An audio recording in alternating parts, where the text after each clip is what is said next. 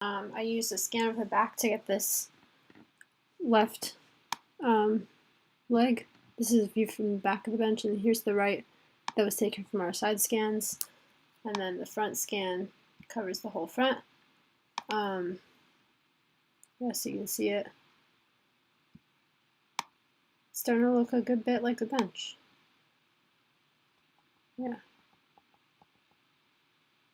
Yeah, so next we'll take these points and we'll export them and check it out in the Meshlab.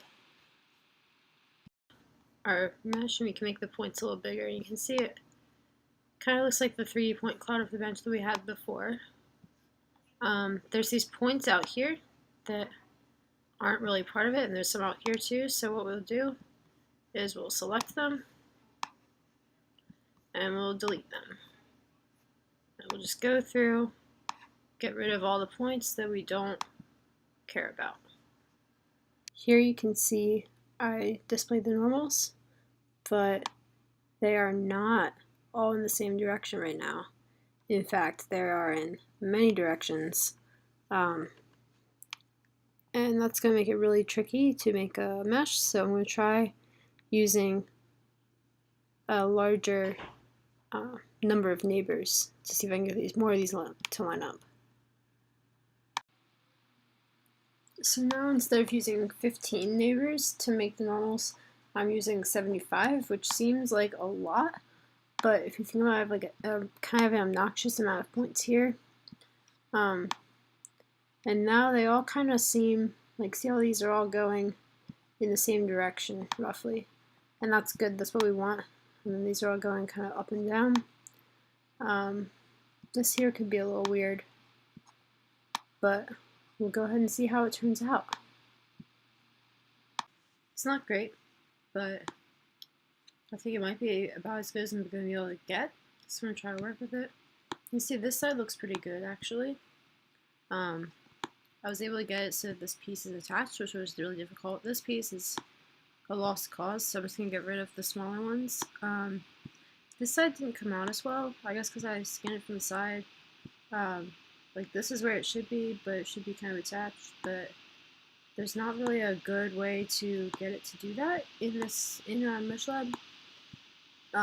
Believe me when I say I've tried a lot, and this is the best one I've been able to come up with. Yeah. So when I put the points onto it, you can see that this surface is a lot bigger than the area where the points are. You can still see like the points are nicely lined up with the surface that was generated, even though it looks a little weird. We're gonna roll with it. But I'm going to need to trim off a lot of this extra surface because we don't need it and it's not part of our bench.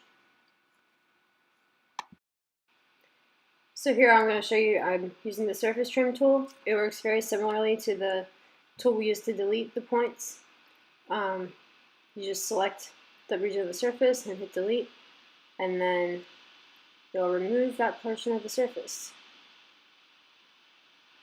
After trimming the surface a bunch of times, I narrowed it down to about the size of the bench, and you can kind of see with the points on there that it does resemble the original bench. Something that's interesting is that this didn't seem like it worked very well. I think because the bench was so flat compared to its width, it was really hard for it to be like form like a solid enclosed surface, and instead it was just kind of an unbounded surface with weird features on the back.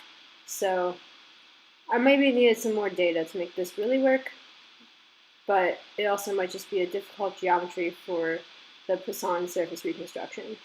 But overall, you can still see some of the main features and the curvature of the side even.